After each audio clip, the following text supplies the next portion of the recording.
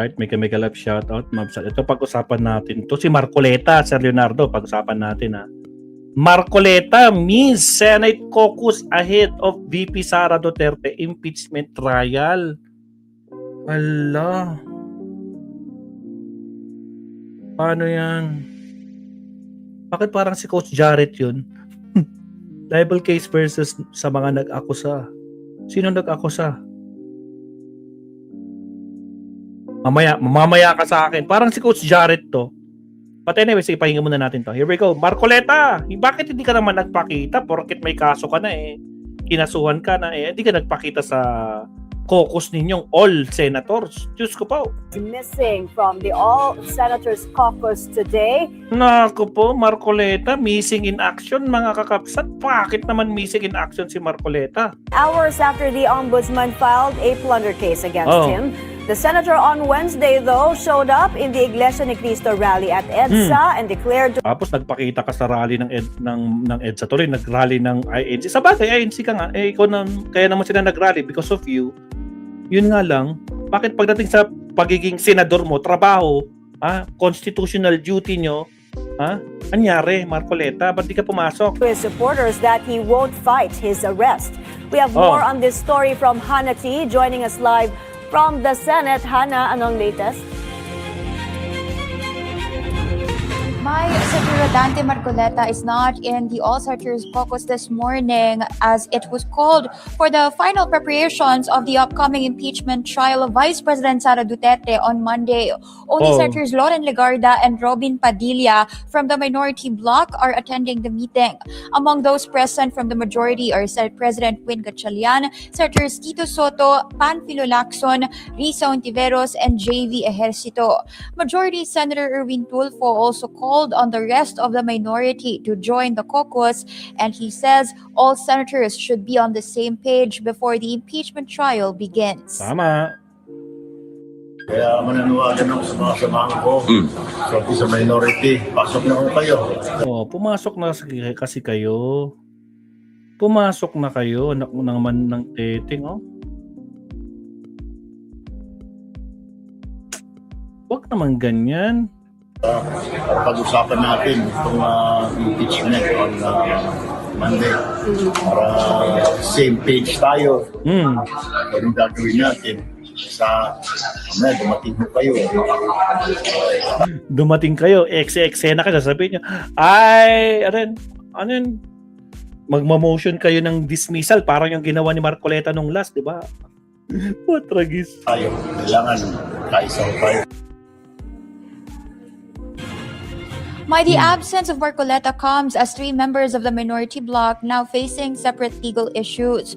Earlier today, the Office of the Ombudsman formally filed a plunder case against Marcoleta over his alleged failure to declare 75 million pesos in campaign donations. Senator Jinggoy Estrada meanwhile remains in government custody over a separate plunder case, while Senator Bato de la Rosa remains the subject of an ICC arrest warrant.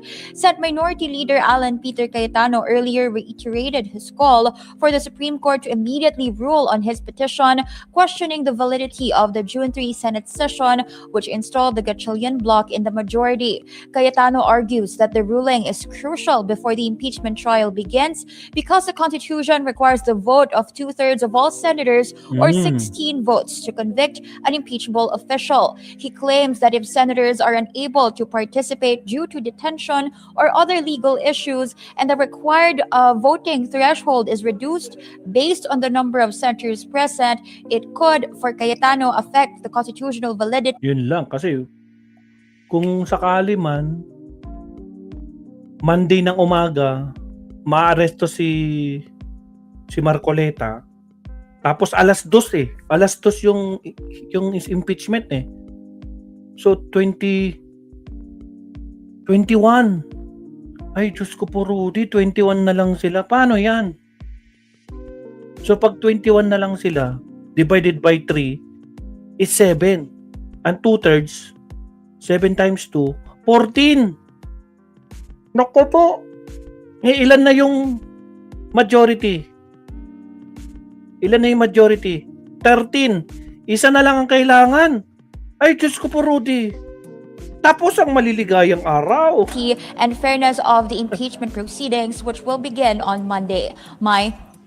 Hannah, since tatlo na nga from the minority ang may kaso, are we expecting that on Monday they will tackle the issue na ibaba yung threshold pagdating sa vote of conviction?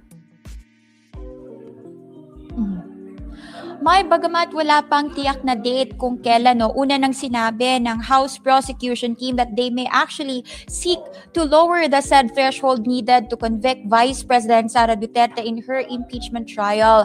According yan to its advisor, Robert Ace Barbers, at sinabi niya in an appropriate time.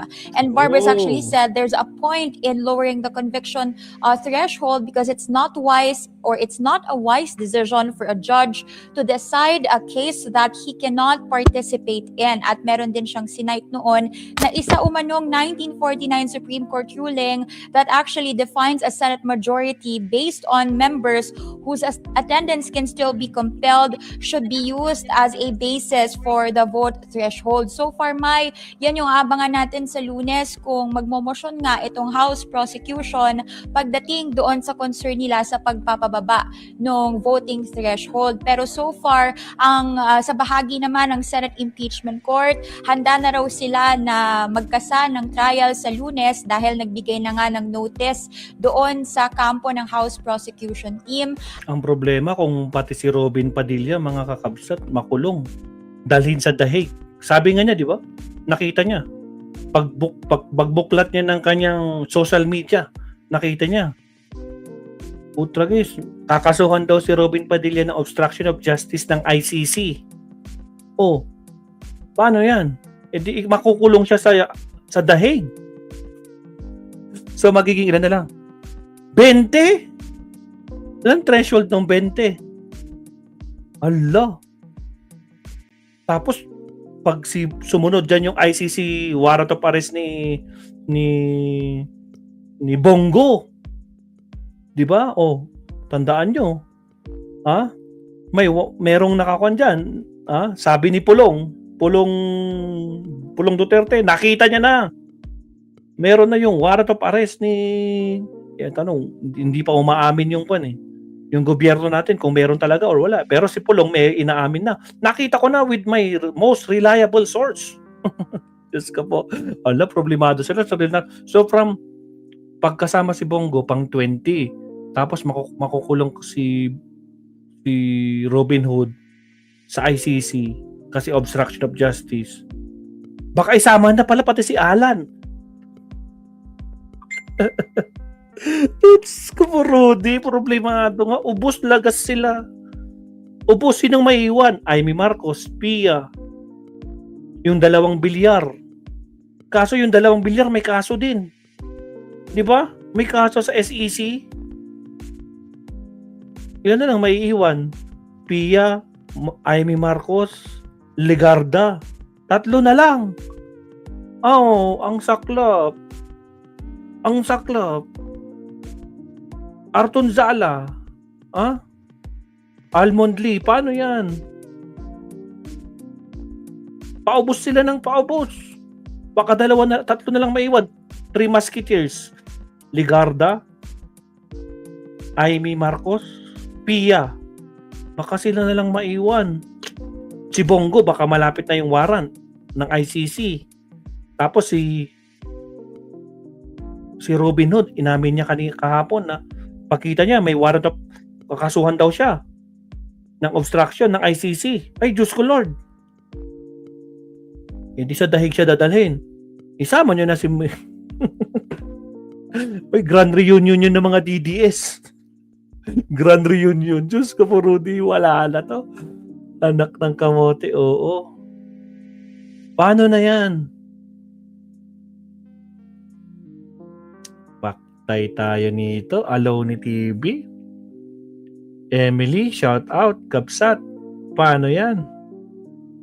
Magkakasama nila si Digong sa ICC. Yun na nga. Diba? Pamaya, panoodin natin si Robin. Panoodin natin na. Nakita daw niya yung sa kanyang sockpet Kakasuhan daw siya ng obstruction sa ICC pa. Saan ka pa? Diyos ko Lord. O, sige tuloy. Anak ng kamote. At nagpadala na rin ng notice kay Vice President Sara Duterte na mag-appear Oh. before the Senate Impeachment Court for her trial on Monday. Back to you, Mai. Back Hana, to balikan you. lang natin yung SC petition ni Alan Peter Cayetano, ni Senator Alan Peter Cayetano. Hindi pa ba natuldukan yan yung validity of the June 3 Senate session given that Win Gatchalian has been installed and recognized as the Senate President? Hindi siya ni-recognize. Ito namang si bilyonaryo angkor. Hindi naman ni-recognize na Senate President. Lagyan mo naman ng ang tawag nito, Senate President, ano yun? Ano yung exact term? Kasi siya yung Senate President pro tempore, no? Pero hindi siya yung Senate President mismo. Teka, tapusin natin to. Naku, wala nang katuloy. Hindi nga, ang kulit. Isa pa. Senate session given that Win Gatchalian has been installed and recognized as the Senate President? Oh. That's actually a good question, Mai, because kung matatandaan natin, nagkaroon ng special session kung saan officially nga ay nagkaroon na ng 13 votes para maluklok itong si Senator Win Gatchalian bilang Senate President. This is after the June 3 session na kine-question nga nitong si Senate Minority Leader Alan Peter Cayetano. Kaya for the part of the Gatchalian bloc, it should be declared moot and academic because nagkaroon na nga ng opisyal na botohan kung saan merong 13 votes na ngayon ay majority para iluklok itong si SP Win sa pwesto. So far, Mai, wala pa tayong naririnig sa panig ng Korte Suprema, bagamat tila finalo up nga ito kung tawagin ni Cayetano dahil paparating na nga itong impeachment trial ni VP Sara sa Lunes. Mai? Alright, Hana, sa Lunes na ang impeachment trial. Plansyado na ba ang lahat? Are there any last-minute preparations and changes? At ano na ba ang schedule? At sino ang presiding officer? Siyempre, alam na kung sino. Mai, so far sa ngayon, actually natanong natin yan kay Senator Erwin Tulfo, yung sa posibleng presiding officer. Pero sa ngayon, wala pang opisyal na desisyon itong Senado pagdating sa kung sino yung magpe-preside doon sa trial. Although based on the Senate rules or the rules, ay dapat itong si Gatchalian yung magiging presiding officer because he's actually the SP. And on the part of the preparations for the trial, so far, Mai, all systems go naman because sa ngayon, yung Senate media ay naghahanda para doon sa impeachment coverage. In fact, this is the last day of the ingress dito sa loob ng Senate premises. At nakausap na rin kanina itong si Senate Sergeant at Arms Alfred Corpus na sinabi niya na patuloy pa rin naman yung seguridad, pagpapahigpit ng seguridad dito sa loob at labas ng Senate premises at nagkaroon na rin ng interagency meeting with SP Gatchalian kaugnay ng security. Yan ay within the week kasama ang PNP. Mai? Alright, all systems go pero baka gulatin tayo kung sino ang presiding officer sa Monday. Ano? Thank you, Hana T, joining us live from the Senate. Alright, salamat sa update. Diyos ko po, Rudy. Nako po. Okay, tingnan natin daw. Wait, saglit. Silipin ko nga to. Sisilipin lang ako saglit, mapsat. Saan na to? Pwede pa rin makapunta sa trial 1 hour ago. Diyos ko po. Alam, mainit-init si Marcoleta, mga kakabsat. Mahirap namang iaasa sa abogado, sabi naman ni Condito. Ito, maganda to, mga kakabsat. Ito, isunod natin to. Ito si Inday Sara. Isunod natin to. Obligado si Inday Sara. Actually, may kwan yan. May parang Senate.